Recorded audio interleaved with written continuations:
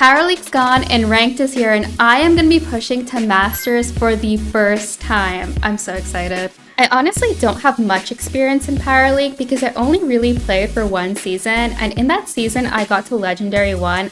And then I stopped playing because I could not take the pressure of competitive play. Back then, I knew absolutely nothing about drafting, but I did learn some things on my way to Masters, and I'm going to be sharing that with you guys today, so let's get into it. I solo queued all the way to Legendary 2. I breezed through Bronze, Silver, and Gold so fast because you only play one game. I really like this change because it's so freaking fast. There's no draft, no bans, and you can just pick whatever you want to play. It really isn't that hard. Things eventually slowed down in Diamond and Mythic because we gotta play at least 2 games, sometimes 3. I don't think I lost a single game until I got closer to Legendary. Once I got to Legendary, I was determined to keep playing alone, just me and my randoms. Although that didn't always go too well. Once I got to Legendary 2, the games got a lot harder. And as I was looking through my friends list and all the pro players who were also playing ranked, everyone was duo or trio queuing. So if even the pros are duo or trio queuing, what the heck am I doing torturing myself and playing solos only? So I got a duo. This is OG. You've probably seen him in so many of my mastery videos.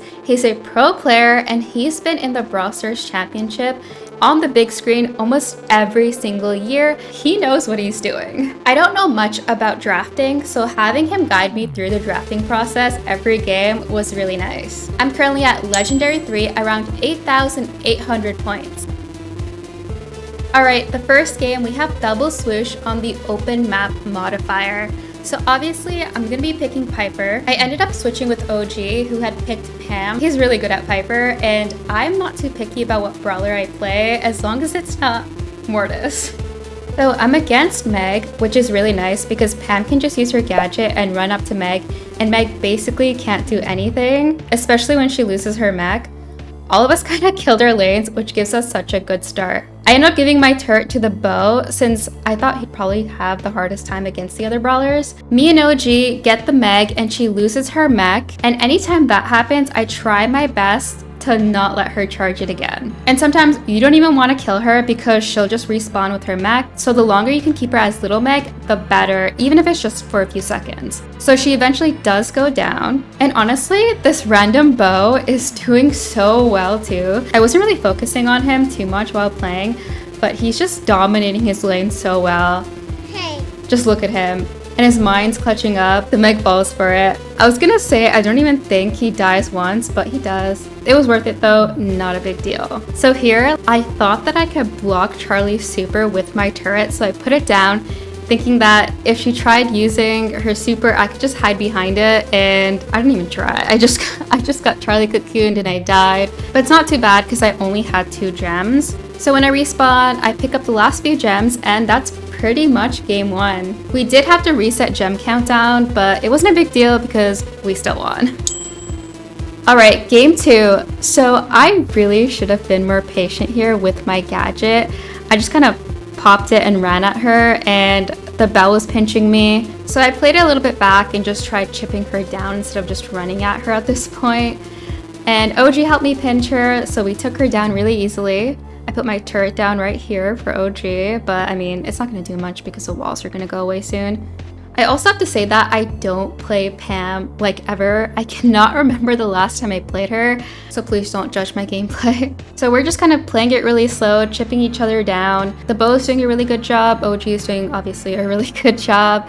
And the only thing I'm worried about when I put my turret back here, or just anywhere near the Piper, is the Belle, because all the Belle has to do is hit the turret and then it'll just bounce shot on OG potentially, and that could be really bad.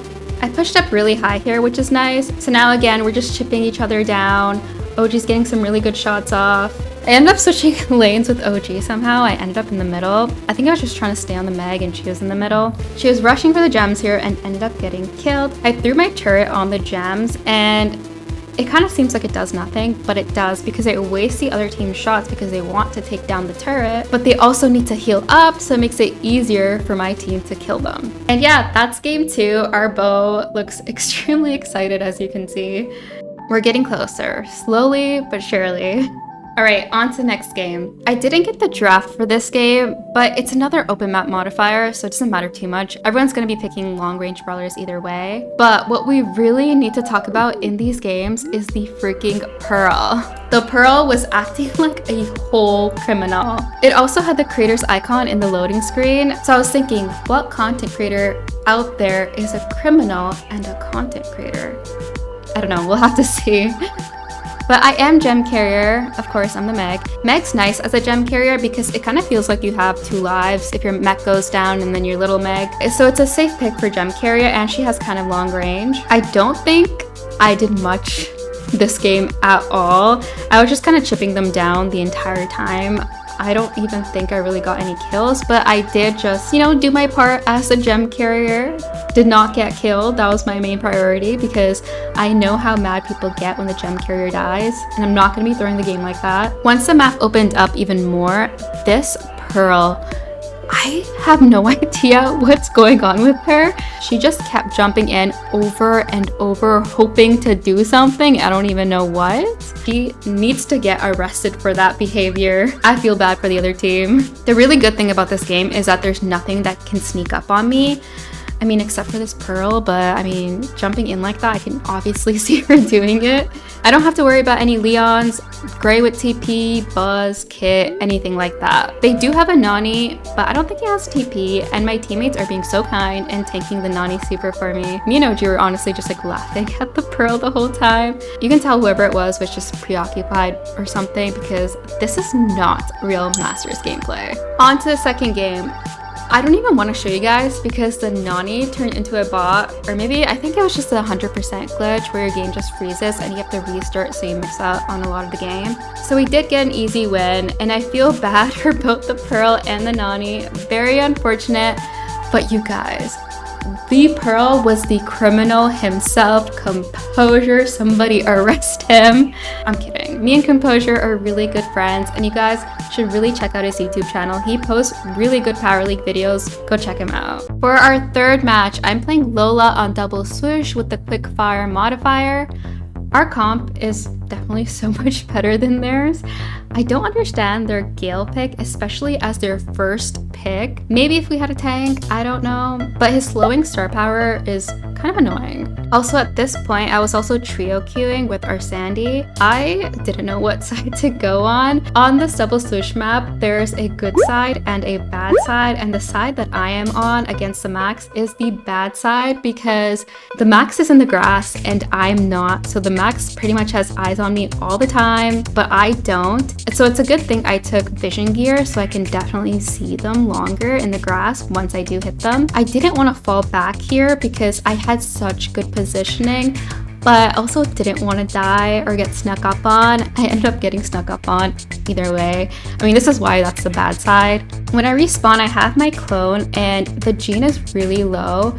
I really like that the Sandy put his sandstorm in towards the right side so that we can actually see them. So he does it again, which is really nice for me, and I was able to take down the Gale finally. And I'm helping out my Sandy here with my clone, using my gadget. I'm gonna go for the Gale as well. And yeah, that was pretty much the game. So the next game was also pretty easy, or at least we thought. We had them spawn trap majority of the game. It was looking so good until the very end. They pushed into us so quick with max speed, Gale super, and Gene pull.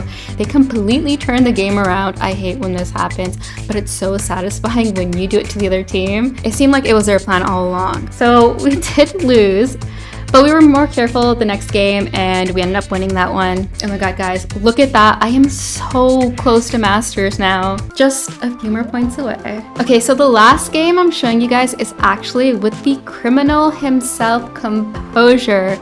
We are trio queuing, and I'm actually already Masters in this game, but my last real game to Masters was so anticlimactic. There was a Chuck on knockout trying to do damage to me with its poles, which that is not how you use its poles. Chuck is like the last brawler you want to play in knockout. So we're gonna pretend my last game is this with Composure. Trust me, it's so much better. I'm also playing Belle here. Belle is my default brawler on long range maps. We have the open map modifier on center stage, so Bella's gonna be my go-to pick. Once this map opens up, it's gonna get so much fun. By the way, what do you guys think about the modifiers in ranked? I feel like casual players all seem to love it, and I agree because it's not as serious as Power League. It's more fun, and that's the whole point of a game. But of course, almost every single pro player hates it because they see the game more competitively, and now without Power League, they can't practice as well, other than scrims. It kind of just feels like trophy pushing 2.0. The modifiers can really limit the brawlers you play. For example, in this mode, it's just you have to pick long range brawlers. Some brawlers are just way better than other brawlers depending on the mode. I don't know, but I really do like it because I consider myself more of a casual player. I don't even know why they let me into Masters. But anyways, this is a second game. So at the beginning, I'm constantly shooting down this lane, mostly to make sure no one walks down it and sneaks up on us. And my teammates are doing really well on the other side. The Janet turret helps out a lot with seeing them in the grass. We all get a nice pinch on the Brock and we're able to take him down. And we're just trying to keep positioning. No one's trying to rush here. And I'm also putting down my traps because last game, I don't even think I really put any down. So it's a good thing that I have. And I'm just hoping that this Brock walks into one of my traps at some point. Every time I see that Brock skin, I just think his hitbox is a lot bigger, even though it's not, because he just has a really big head. Okay, there's another trap, and I'm hoping he really hits it, and he does hit it. And he jumps again. What a crazy Brock. And he delivers my bounce shot to the Meg. Thank you, Brock. So this Meg has super, and I'm a little worried about her scoring, because she definitely can, and she kind of rushed it and tried to. She hits another one of my traps, and then we take down the Brock together. Just a spike left. Oh, and I get my hypercharge. I didn't even know what Belle's hypercharge did because I mastered Belle before her hypercharge came out, so I haven't really been playing her. OG passes the ball to me, but I don't have a shot, so I didn't end up scoring, sadly. I should have saved a shot. But that's okay, because when I come back, I get the ball, pass it to Composure, and we get a goal. All we gotta do now is defend. They've got about like 15 seconds. They're trying to rush it in, and honestly, they almost get it in. They were so close, but we win the set. So guys, I am finally Masters. Oh my god, it's so easy. I've been seeing so many people get Masters that definitely did not have Masters before, but look at the little profile icon border thing. It looks so cool. It's kind of a little flex having the Masters thing.